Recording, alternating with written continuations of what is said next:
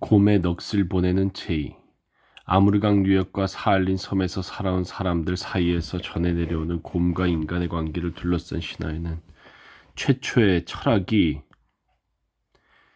드러나는 이런 특징이 잘 나타나 있습니다. 사할린 섬의 남부에서 홋카이도 알류산 열도에 걸쳐 생활하던 아이누족과 마찬가지로 니브히족은 옛날부터 복잡한 절차에 곰의 넋 보내기 제의를 지내는 것으로 알려져 있었습니다.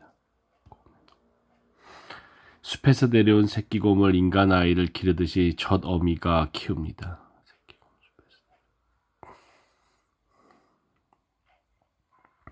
가족 모두가 진심으로 새끼곰을 사랑해 어디를 가더라도 데리고 다닙니다. 몸집이 커지면 특별한 우리를 만들어 그 안에서 가장 좋은 음식을 먹이며 키웁니다. 그리고 곰이 2~3살이 되었을 즈음 마을 사람 모두가 참가해서 곰의 넋을 보내는 제의를 지냅니다.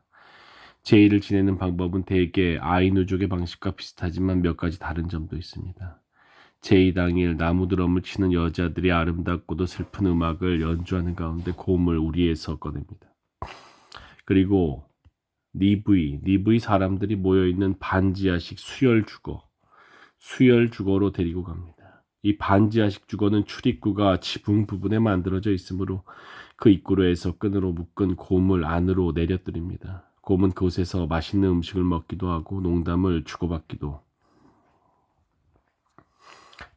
하면서 인간과 똑같은 대우를 받습니다. 대칭적인 사회구만. 한바탕 이 놀이가 끝나면 곰은 다시 지붕으로에서 밖으로 끌려 나와 눈 위를 걸어서 마을 밖에 마련된 제의 장소로 향합니다. 슬픔과 흥분이 뒤섞인 긴장 속에서 나무에 묶인 곰은 제이용 화살에 맞아 죽습니다. 죽네. 이거를 르네지라르는 기만적이라고 본 거지. 장엄한 분위기가 주위를 감쌉니다. 사람들은 죽은 곰의 몸을 세심한 주의를 기울여 해체합니다. 곰은 원래는 인간과 똑같은 모습을 하고 있지만 외출 시에는 털 가죽으로 만든 외출을 입습니다. 그 외투에 그러니까 르네지랄은 이걸 기만으로 봤는데 가라타리 고지나 시니츠 같은 사람은 불가피한 상황이지. 인간이 생존하기 위해서는 죽이지 않고는 생존할 수 없다는 거. 하지만 그것의 균형을 찾으려는 몸부림으로 보는 거지. 그 외투의 단추가 정확하게 가슴 부위에 있는 것으로 믿어지고 있기 때문에 그 단추를 풀 때 몸을 떨 정도로 긴장한다고. 그렇게 해서 해체와 곰의 넋을 보내는 제의가 완전히 끝나고 나면 해체와 곰의 넋을 보내는 제의. 사람들은 곰의 넋이 기뻐하며 인간에 대한 우애를 회복시켜 줄 거라고 믿습니다. 상대의 죽음에 의해 확인되고 새롭게 다시 태어나는 사랑. 나는 이 이야기를 읽을 때마다 십자가에 못 박힌 예수의 모습을 떠올리게 됩니다.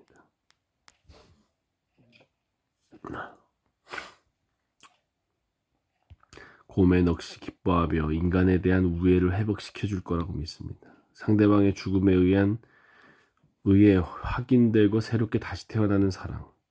상대방의 죽음에 의해 십자가에 못 박힌 예수. 이렇게 해서 제의는 시작되었다. 왜 니브이 사람들 사이에서 이런 제의가 행해지고 있는지를 알기 위해 러시아의 젊은 인류학자 크레이노비치가 니브이 노인에게 질문을 던집니다. 니브이 노인에게. 노인은 다음의 신화로 대답을 대신합니다. 아주 오랜 옛날 어느 가을의 일이다. 니브이인 한 명이 사냥을 나갔다. 그는 오랫동안 걸어갔다. 그러다 갑자기 바람이 불면서 날씨가 나빠졌다. 그는 그만 길을 잃고 말았다. 가지고 있던 식량은 완전히 바닥이 났다. 시리에 빠져있던 그의 눈에 곰 발자국이 눈에 띄었다. 그는 발자국을 따라서 걸었다.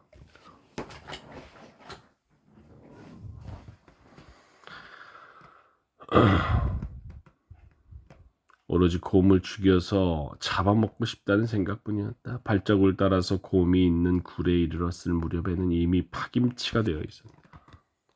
잠깐 쉬면서 기운을 차리고 나자 그는 굴에 창을 집어넣어 곰을 찌르려고 했다. 하지만 창끝이 곰이 있는 데까지 미치지 못했다. 난감했지만 어떻게든 곰을 잡아야 하고 생각하며 굴로 들어가서 걷기 시작했다. 얼마나 지났을까 드디어 밝은 곳이 나왔다. 그리고 인간의 집이 눈에 들어와 그는 안으로 들어갔다.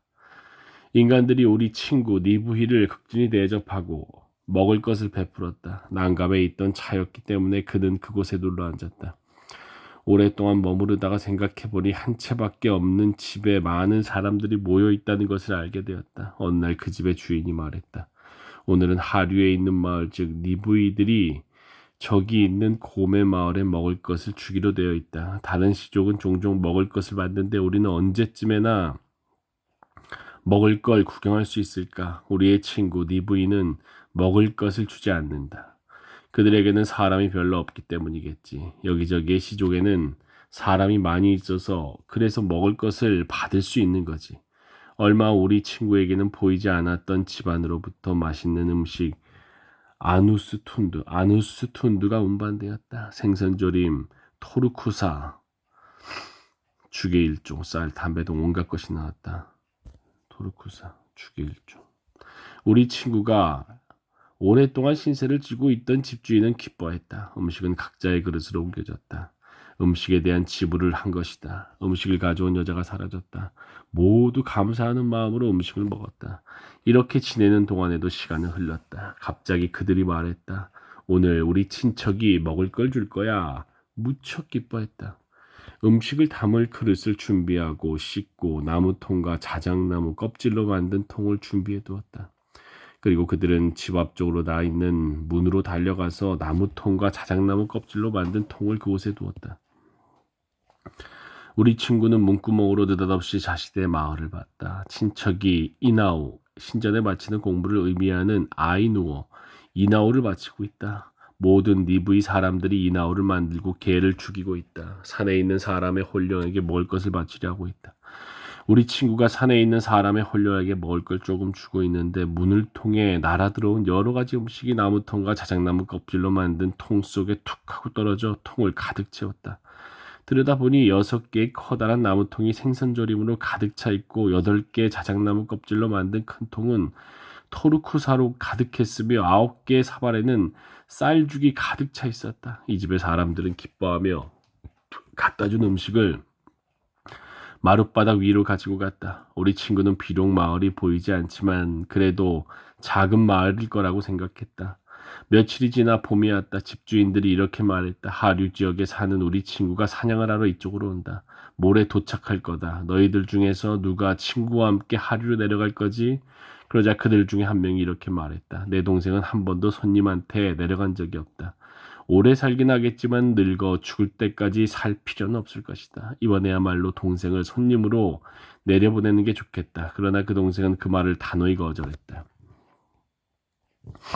전혀 그럴 마음이 없는 건 아니지만 이런 창끝이 내 배 한가운데로 들어와서 거기서 빙글빙글 돌아가겠지. 내려가고 싶지 않아. 그러자 모든 남녀들이 그 동생에게 욕을 퍼붓고 성화를 부렸지만 그는 아무 말 없이 앉아있을 뿐이었다.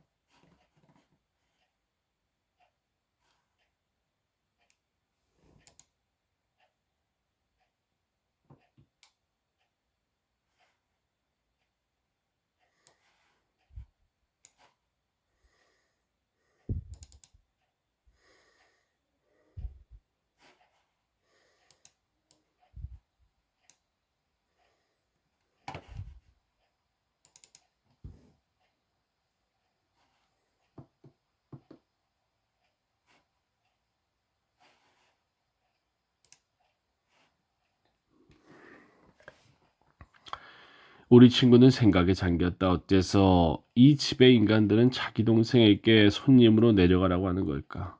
그리고 동생은 왜 거절하는 걸까? 그때 느닷없이 사람들 중에서 형수가 시동생에게 명령하듯이 말했다.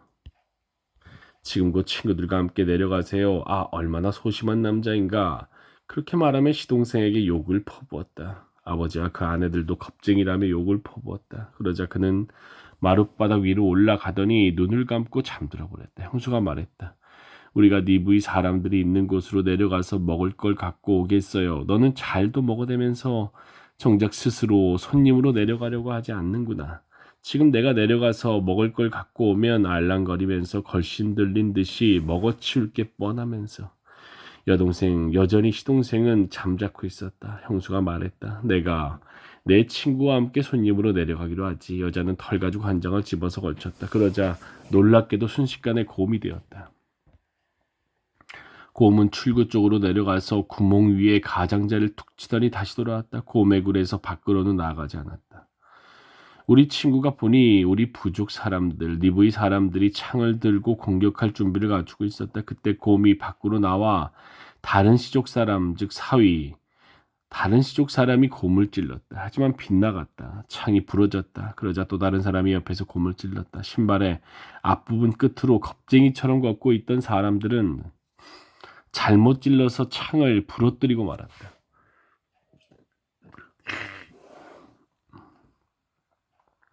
지면 위를 씩씩하게 뚜벅뚜벅 걷고 있던 사람들은 가장 좋은 곳을 찔렀다. 하지만 이 곰은 강했다. 강하다는 걸 알았다. 이 정도로는 좀처럼 죽지 않았다. 굴 안에서 그 곰의 남편이 말했다. 좋아. 자신의 친구 니브의 사람들에게 상처를 입히게 될 거야. 그러자 아내는 뒤로 발락 넘어졌다. 그리고 니브의 사람들은 여자를 죽였다. 우리 친구는 생각했다. 저들은 우리와 비슷한 인간이다. 지금에야 비로소 알았다. 이런 식으로 해서 우리와 비슷한 인간의 고기를 우리가 먹고 있다.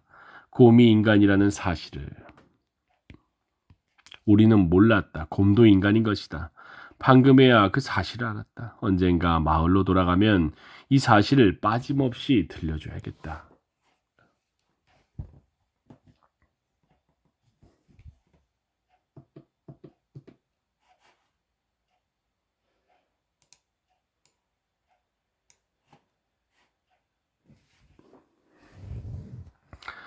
손님으로 갔던 여자가 돌아와서 느닷없이 우리 친구에게 말했다. 물론 너는 숲에서 길을 잃어서 이곳으로 왔다고 생각할 거다. 하지만 사실은 네가 길을 잃도록 우리가 유인한 거야.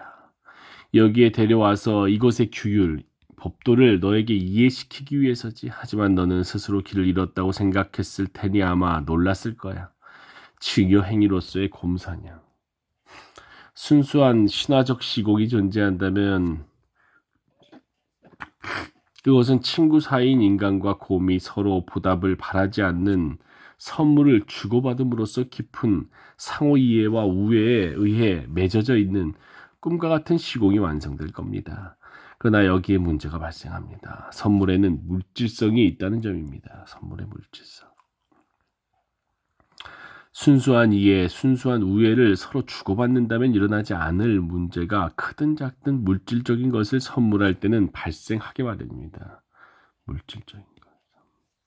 곰은 인간에게 호의의 표시로 털가죽, 고기를 선물하는 것이겠지만 그것에 대해 인간이 하는 선물은 경의가 담긴 행동이나 장엄한 제의적 행동 같은 것에 불과합니다.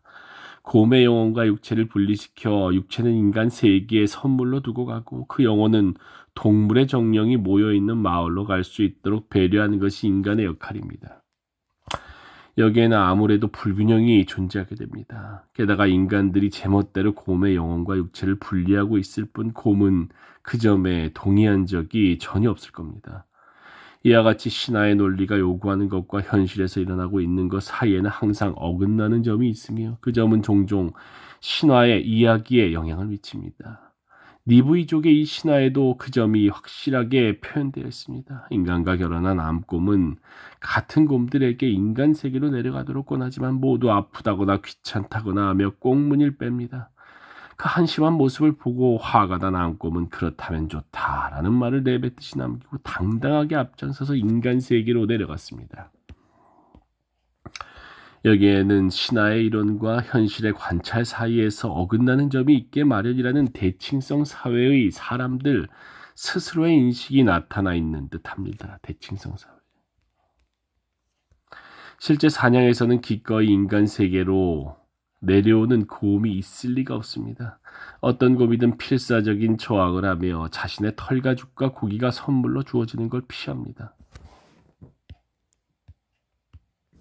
그러나 신하의 사고는 그런 현실을 보면서도 그것은 표면적으로 그렇게 보일 뿐으로 인간과 곰의 지고한 우애에는 조금도 금이 가지 않았다고 믿고 싶어 하는 듯합니다.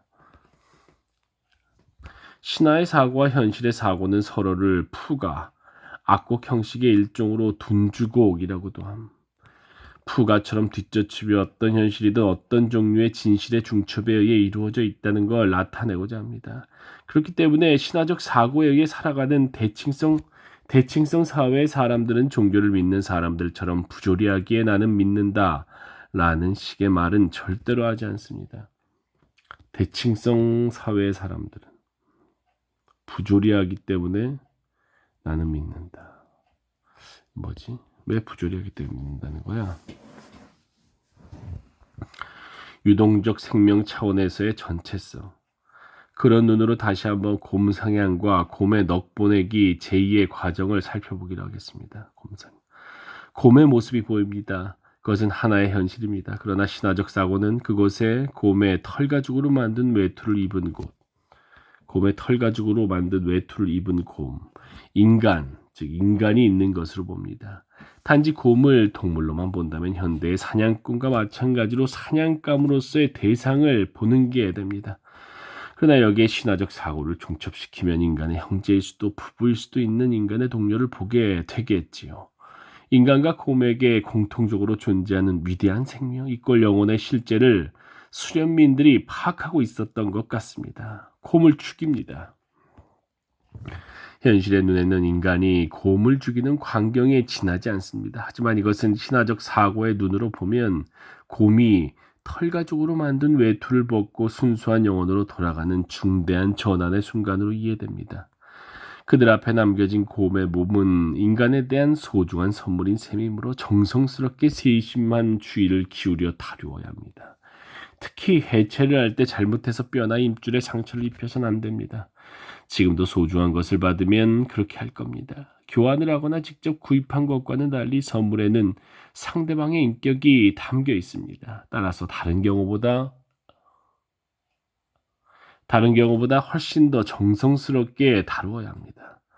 여기서부터는 신화적 사고가 개입될 수밖에 없습니다. 영혼은 현실밖에 보지 못하는 눈에는 보이지 않기 때문입니다. 육체로부터 분리된 곰의 영혼은 동물의 정령이 집합하는 장소로 돌아가려고 하는데 그들을 제대로 돌려보내는 것은 인간만이 할 수 있는 일입니다. 말하자면 곰은 횡사한 셈이므로 이 영혼은 난폭해져 있는 상태입니다. 그들을 진정시켜서 돌려보내기 위해 인간은 진심을 담아 영혼에게 말을 겁니다. 당신의 두개골을 이렇게 예쁘게 장식해 주었어요. 당신은 무척 아름다워요. 당당하게 가슴을 펴고 곰의 영혼이 사는 마을로 돌아가세요. 그리고 인간 세계에 있을 때 손님으로서 얼마나 훌륭한 대접을 받았는지 인간 세계에 있을 때 다른 곰의 영혼에게 이야기해 주세요. 그렇게 하면 당신 친구들이 기꺼이 다시 손님으로 와줄 테니까요.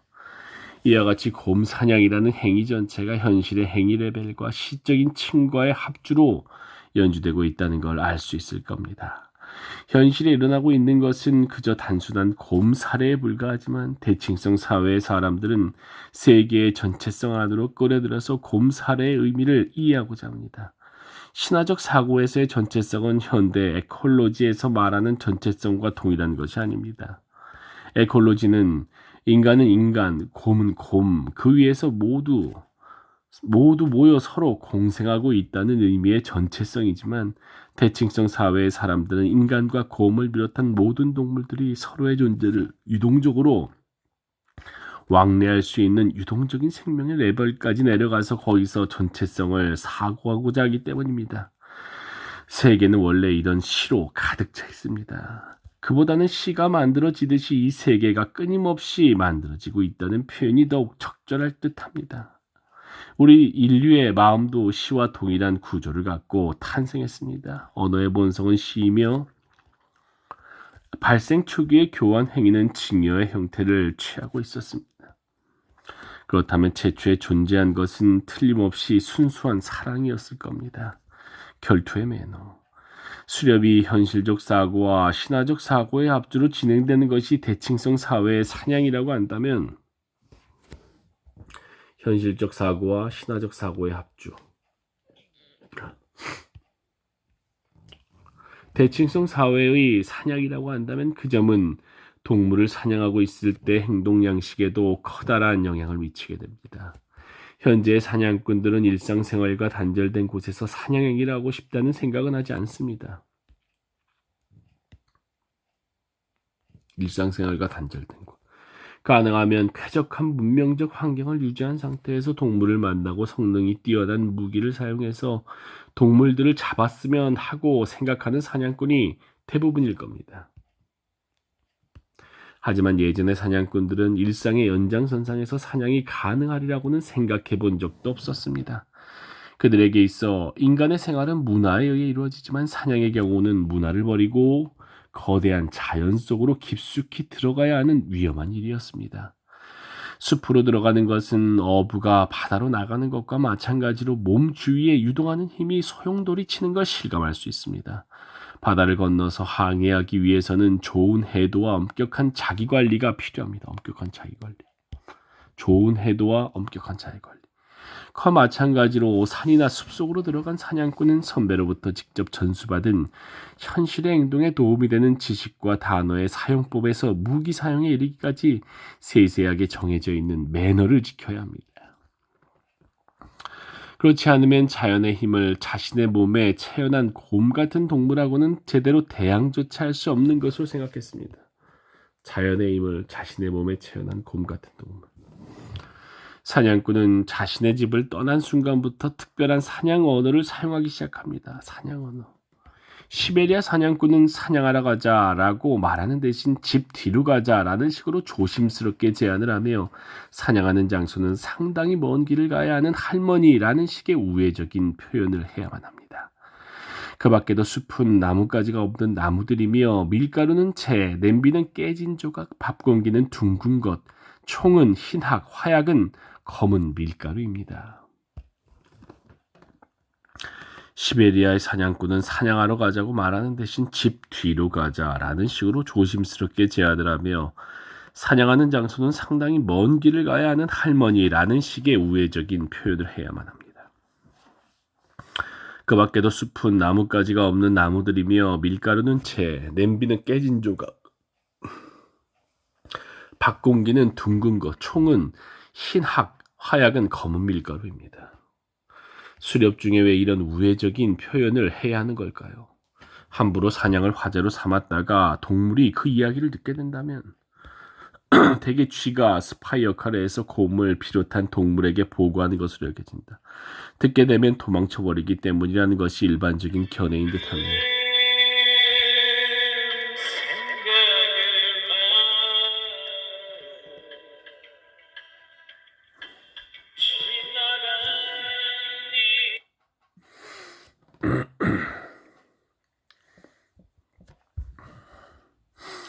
그러나 진정한 이유는 다른 데 있다고 생각됩니다. 진정한 이유. 일상생활에서는 언어와 사물이 타성에 의해 밀착되어 버리는 경향이 있습니다. 언어와 사물이 타성에 의해 밀착된다. 그렇지, 타성에 의해 습관적으로 우리가 말해버리지. 경향이 있습니다. 그렇게 되면 자연과는 상이한 문화의 원리를 체현한다고 하는 언어의 본질이 사라져버립니다. 자연과는 상이한 문화의 원리. 그렇기 때문에 문화적 행위를 계속하면서 유동적인 힘의 영역으로 들어가고 있다는 걸 표현하기 위해서 문화적 행위를 계속하면서 유동적인 힘의 영역으로 들어가고 있다는 걸 위해서 언어와 사물이 극단적으로 분리된 상태에서 언어 활동을 해 보일 필요가 있는 거겠죠. 언어와 사물이 극단적으로 분리된다. 뭔지 모르겠는데. 밥 공기를 그냥 밥 공기라고 하면 언어는 사물에 부착되어 버리지만 그것을 둥근 것이라고 하면 언어와 사물 사이에 우회도로와 같은 매개 상태가 형성됩니다. 아름다운 행동이 요구된다. 그렇기 때문에 수렵 중에 사냥꾼이 취해야 하는 행동은 취해야 해요. 그렇기 때문에 수렵 중에 사냥꾼이 취해야 하는 행동은 모든 면에서 매개된 상태를 형성하고자 애쓰게 됩니다. 매개된 상태, 이게 뭔지 모르겠네. 동물을 죽였다 하더라도 조심성 없이 운반하거나 해체하거나 해선 절대 안 됩니다. 번잡할 정도로, 번잡한 게 이게 중요한 거야. 번잡할 정도로 세세하게 정해진 절차에 따라 거의 제의를 지내듯 신중을 기해 동물을 해체해야만 합니다. 예전에 강의에 등장했던 톰슨 인디언의 아내가 된 야생 암염소는 인간 남편을 향해서 앞으로 사냥꾼이 동물을 해체할 때 지켜야 할 규칙을 다음과 같이 정해놓았습니다. 인간들은 야생 염소의 해체를 시작하기 전에 얼굴을 검게 칠하도록 하세요. 혀와 폐와 심장 위에는 특별히 고른 깃털을 얹으세요. 그리고 다른 부위는 집에서 불 위에 얹어서 말리세요. 그것이 종종 우리 야생 염소들의 치료법으로 사용됩니다. 뼈와 내장은 조심스럽게 모아서 물속에 가라앉히세요. 야생 염소의 머리를 조리할 때는 얼굴 부분을 빨갛게 칠하고 깃털을 덮어 코를 불 쪽으로 향하도록 놓으세요. 머리 부분을 구울 때는 인간은 철저하게 침묵을 지켜야 합니다. 동물에 대한 이런 세심한 배려는 특히 동물을 죽이는 장면에서 클라이맥스를 맞습니다. 이때 인간에게는 최고의 경의와 성실함을 갖춘 태도가 요구됩니다. 최고의 경의와 성실함. 동물과 인간은 완전히 대등한 존재가 되어 대등한 존재. 인간끼리의 결투에서와 똑같은 아름다운 행동이 요구되었던 겁니다. 공격을 할 때 어떤 속임수도 써서는 안 됩니다. 그럴 경우 사냥꾼은 생각지도 않았던 동물을 만난 척 해야 합니다. 가장 바람직한 것은 우연히 그야말로 예기치 않게 상대방을 만난 척하는 것이다. 상대방과 대면했을 때 사냥꾼은 생각지도 않은 일을 당해 무척 놀란 척을 한다. 자신의 발자국 소리를 들었다면 너는 전혀 다른 방식으로 갔을 텐데 나는 아저씨나 할아버지를 공격할 생각은 꿈에도 생각하지 않았는데 하는 식으로. 그래서 이 척을 해야 되구나. 이 척을 해야지 뭐랄까 고의에 의한 살해로 의심받지 않는 거지. 대등한 사회 특징이거나. 동물 쪽에서 계획 범죄가 아니라는 거지. 동물 쪽에서 자진해서 인간 앞으로 다가와서 치명적인 일격을 받기를 원한다는 식으로 생각하기도 했다. 굴 속에 있는 곰을 공격할 경우 잠들어 있는 곰을 죽이는 것도 엄격하게 금지되어 있었습니다. 잠들어 있는 곰 공격. 우선 곰을 깨우고 난 후에 공격해야 합니다. 동물을 공격하기 전에 사냥꾼이 끊임없이 변명하는 광경도 종종 볼 수 있습니다. 이 변명 너무 아름다운 변명이에요. 동물이 지금 자신에게 가해지고 있는 공격을 납득해 주어서 서로의 양해하는 죽는 것이 바람직했기 때문입니다. 서로의 양해하에 어디까지나 대등하게 대결해 납득이 이루어진 상태에서 동물이 운명을 받아들일 수 있도록 계속 설득하는 겁니다. 이 얼마나 세심한 배려가 느껴지고 비겁한 점이라고는 전혀 없는 결투 매너인가요? 그런 세심한 배려는 특히 무기의 사용에서 분명하게 나타납니다. 특히 곰 같은 동물에게 맞설 때는 떳떳하지 못한 무기를 사용해서는 안 됩니다. 신식 무기에 대해서는 어느 것에나 의혹의 눈길을 보냈습니다. 근대에 들어선 이후에도 유독 곰에 대해서는 총의 사용을 금지하는 사냥꾼들이 많았습니다.